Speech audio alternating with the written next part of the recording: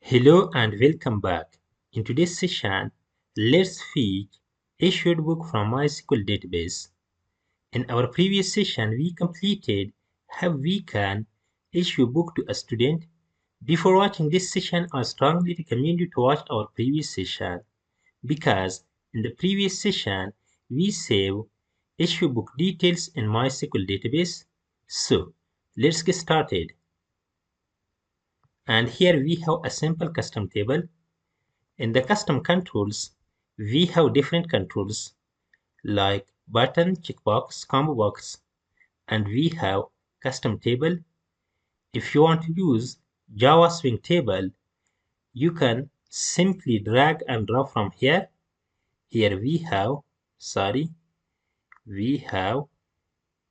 a table. Let's find that we have a table. Simple drag and drop from here. There is no problem.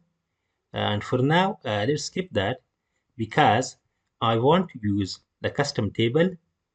And here in the code, let's define a method to fetch all the records from MySQL database. Let's define a method here. Okay. For example, private void get all records. So we defined a simple method. Thereafter, let's write a query to get all the records from the issue table. And we want to write a query in MySQL Workbench. Here we have book issue table. In this table, we have issue ID, issue date, expire date, and we have reference columns like book ID, student ID, user ID, and we have description. Okay, for that we want to use join query, simple, select, we have, issue ID, then issue date, expire date, then we have book ID, which is reference column. Instead of that, let's select book title. Hereafter, we have student ID. For that, we want to select student name. Then we have user ID. Let's select username. Hereafter, we have description. And here, let's use TBL book issue dot description. From we have TBL book issue. So thereafter, let's join the book table, simple, inner join, TBL book. Let's define the join condition, simple, on TBL book issue dot book ID equals, we have TBL book dot book ID. And we want to copy this line for the student table. And here, let's join TBL student. Thereafter, let's copy that here. Instead of the book ID, let's use student ID. And here also student ID. That is good. Let's copy that for the user table. We want to join the user table also. Simple. TBL user. Here user ID. And here also TBL user. Okay, let's execute the query to get the result. Simple. Okay, we have an error, unknown column. Student ID. Let's correct that. Instead of student ID, let's use user ID. Then we want to execute the query. That is good. As you can see, we got all the results from different tables because here we used join.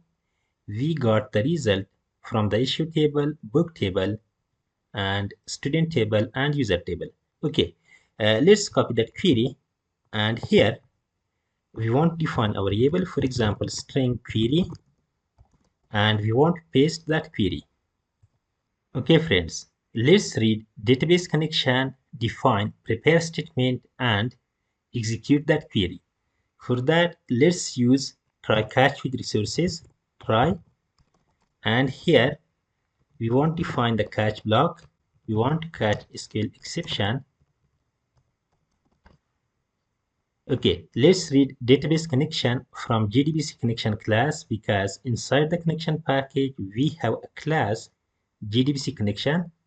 Let's read that connection. Simple connection length equals gdbc connection dot get database connection. Okay.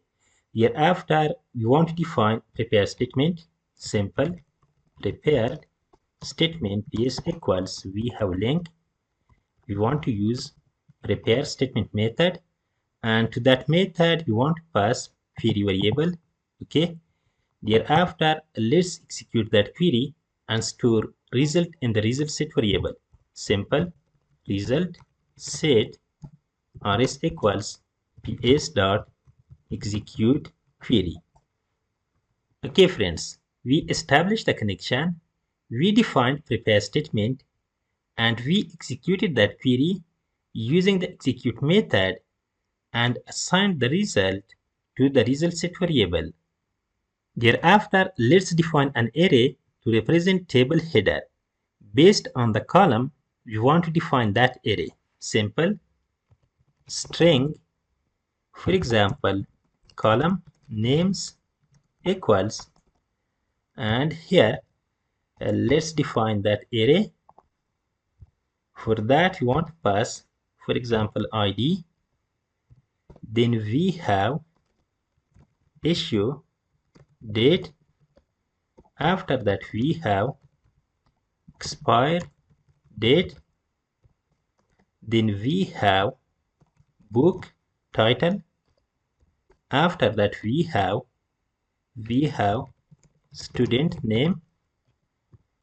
Thereafter, we have username, and then we have, as you can see, we have description.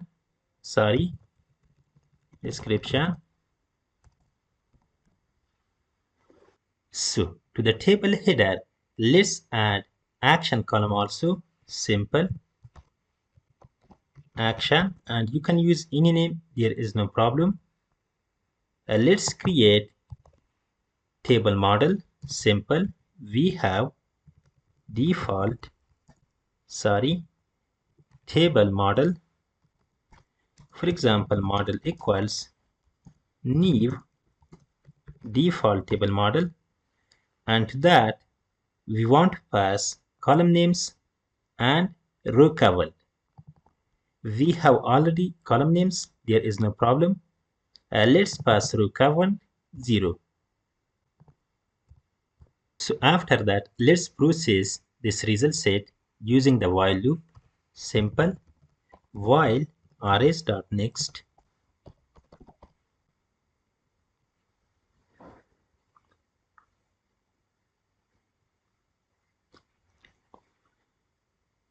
And here you want to get values from the result set.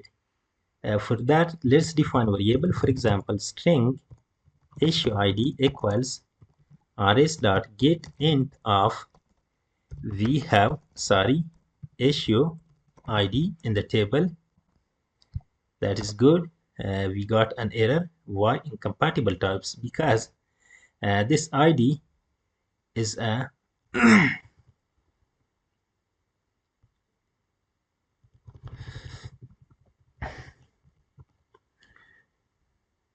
okay, friends, let's get all the data from the result set. Simple, we want to define variables. For example, issue id equals rs.get string of issue id.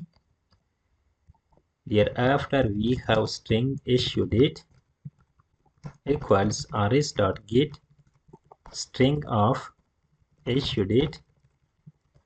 Then we have expire date. Simple string expire date equals rs.get string of expire date. Thereafter, we have book title. Simple string title equals rs.get string of title. Then we have student name string student equals rs.get string of student name. After that, we have description. Simple string description equals rs.get string of description. Okay, sorry.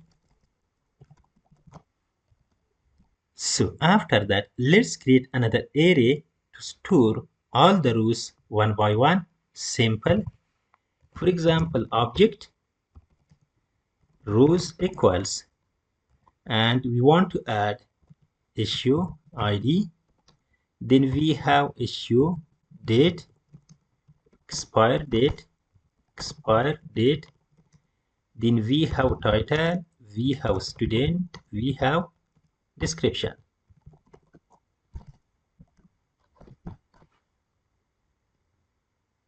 Okay, thereafter, let's add this rows array to the model. Simple. We have model dot add row method, and we want to pass rows variable. Okay, friends, everything is fine. Let's add this model to the table. We have a table. Let's check name of that. We have data display table. Let's copy that. Here we have a mistake. And here we want to add model to that table. Simple. Data display table, and we want to use set model method, and to that we want to add that model. Okay, friends, the job is completed, and here we have exception. Let's write a simple message: system.out.println, for example, database error, and we want to get exception.getMessage to get the complete information about the exception. That is good. Now the method is completed. Let's call that method on the constructor, and here we have a constructor. We have issue book form constructor. Let's call that method here. Let's run the application to see the result. We have a login form. Let's log in, and here let's open issue books. As you can see, we got all the data from MySQL database. That is good. And here we have action. We have three buttons: edit, delete, and card. Let's hide the card button because in this table we want to use only edit and delete button. For now, let's hide that. Simple. We have data display table, and inside the table we have set show card button. Let's use that method, and to that we want to pass false value to hide the button. Let's run the application once again to see the result. Let's log in, and here let's open issue books. As you can see, now we have two buttons: edit and delete. And here we have another problem. The username does not display here. Why? Let's check that. Let's find that method, and here we have ID, issue date, expire date, book, student, username, description, and action. There is no problem. We have issue ID, issue date, expire title, student name. Okay, let's use user also. Simple. And here we want to use username. We want to get username. Let's pass that to the array after the student. Okay, let's run the application once again to see the result. Let's log in. As you can see, now we have username, which is admin1. Okay, friends, now we have another problem. In the action column, the edit button is not showing properly. Let's correct that. And here we have data display table dot get table. Thereafter we have get column model method. Then we have get column, and to that let's pass, we have 0, 1, 2, 3, 4, 5, 6 action in the 7th column.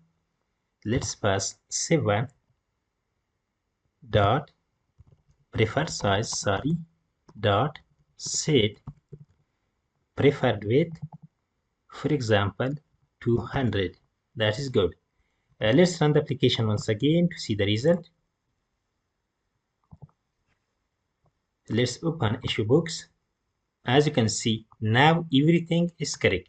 We got all the data from MySQL database, and we displayed the edit button in correct manner. If you have any questions, you can write them in the comment. Please like, subscribe, and share my videos. That is enough for today. Have a good day. See you in the next one.